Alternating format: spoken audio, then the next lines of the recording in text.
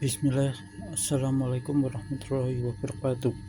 Innalhamdulillah nahmadu wa nasta'inu wa nastaghfiruh wa na'udzu billahi min shururi anfusina wa min sayyiati a'malina wa may yudlil fala hadiyalah. Pertama-tama marilah kita panjatkan puji syukur atas kehadirat Allah Subhanahu wa taala yang telah memberikan kita kesehatan sehingga kita bisa mengerjakan UAS yang seperti sekarang ini. Kedua kalinya salawat serta salam kita aturkan kepada Nabi Muhammad SAW yang telah memberi risalah Islam dari zaman dahulu hingga zaman sekarang ini. Saya di sini akan menyampaikan ulumul hadis untuk tugas akhir ujian akhir semester yang diampu oleh Dr. Muhrid Sidki, Ustadz Dr. Muhrid Sidki. Ya, di sini saya akan menyampaikan tentang hadis hasan.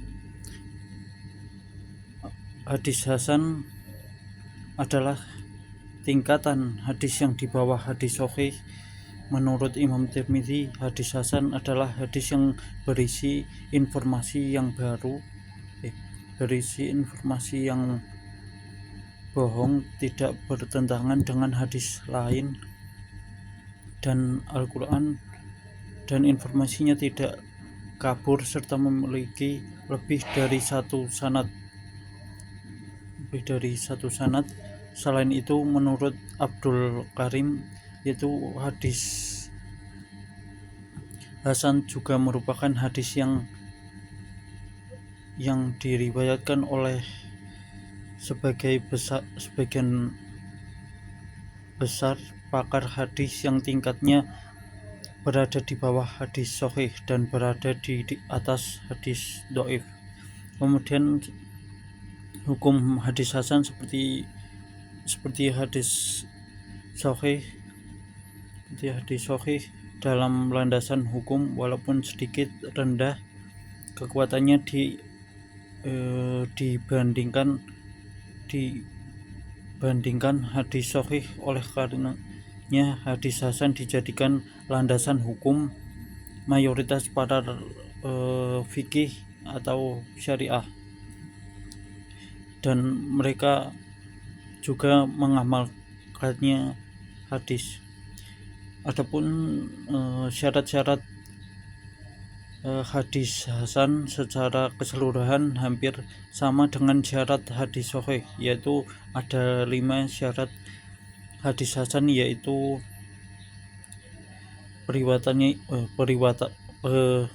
riwayatannya yang tersambung, kemudian yang kedua riwayatnya oleh rawi yang adil, kemudian yang ketiga yaitu diriwayatkan oleh rawi yang hafal tetapi tingkat kehafalannya masih di bawah hadis sahih.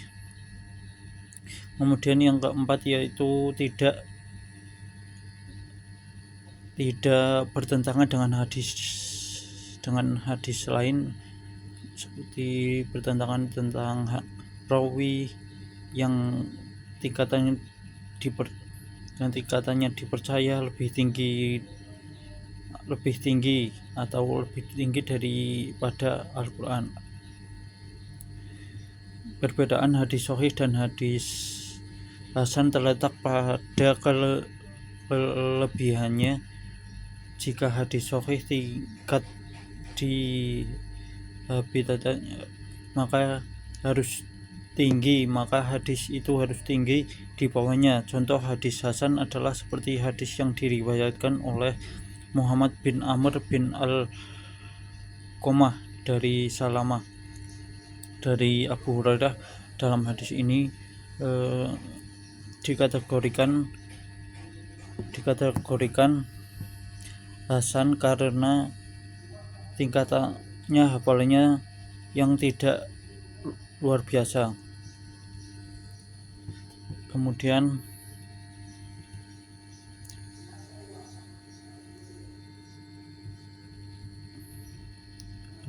hadis hasan juga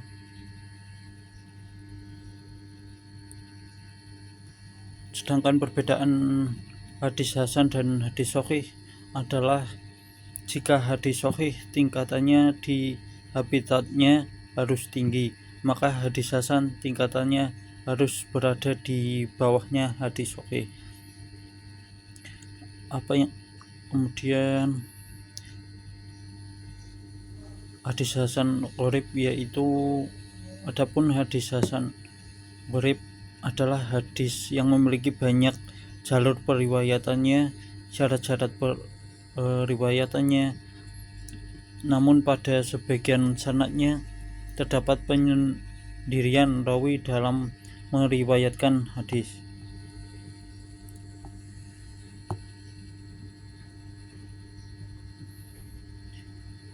Kemudian hadis hasan bisa dijadikan landasan hukum yang menilai bahwa hadis hasan itu dapat dijadikan sebagai hujah, atau hadis hasan hanya satu perbedaan dengan hadis sahih, yaitu kurang dobitnya. Salah satunya periwayatannya dalam rangkaian sanad hadis hasan bisa menjadi hadis sahih, yaitu li ghairihi, karena didukung oleh hadis lain yang semakin bermakna atau yang sejenisnya.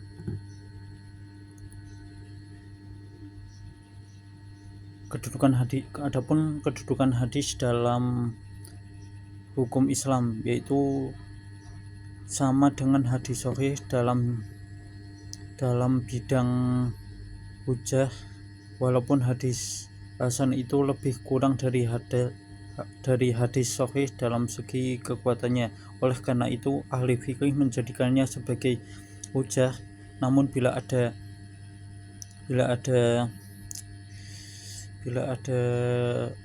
kontradiksi antara hadis hasan dan hadis sahih, maka makna hadis tersebut sama. Begitu juga ada hadis lemah atau dhaif, yaitu keterputusannya sanad atau kelemahannya yang bersifat manusiawi dari para perawi hadis tersebut, lemahnya hafalannya, sering ragu ataupun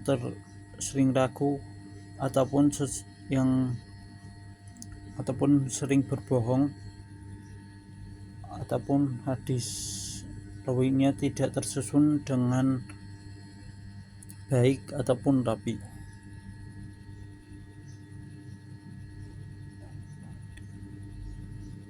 Ya, mungkin sekian dari saya.